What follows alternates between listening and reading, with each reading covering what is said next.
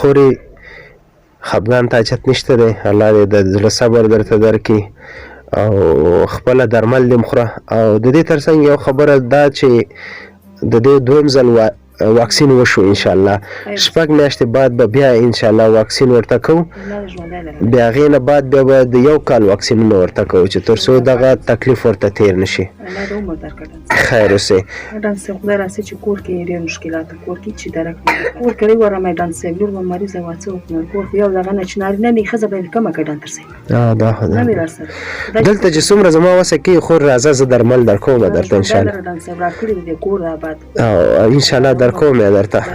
او زه کوشش کوم چې بعضې ملګري کوم پیدا شي تا ته یو سولر او بیټرۍ غم وکړم. ډاکټر صاحب قسم مرګ نه رامې لري چې ته لاړ شې دغه غوړکۍ شمه په 10 روپۍ ماښام راوړو دغه لږه مونځ کړو ډوډۍ خورو نوره ګل کوو چې بیا څه بیا ځان وشي بیا یې لږو دغه راوړو دغه اوس موبایل دغه هم نشته هغه هم خرڅ کړي دغه شمه راوړو پر ماښام وړو دغه لږ چې کوټې ته مو ګورې که نه ته به دا سال جومات دی څه وکړو د زموږ د الله کاپیر وساتي امین او زموږ د الله توبه قبوله کړه چې څوک مسلمان وي که نه زموږ الله ته وګوري که نه ډوډۍ به خوند ورلکړي دغه موبایل مې خرڅ کړي ډاکټر صاحب کور بیکرۍ ور آماده نارینه نشته چې مزدوري وکړي ښځه به یې د کمه کړه ډاکټر صاحب.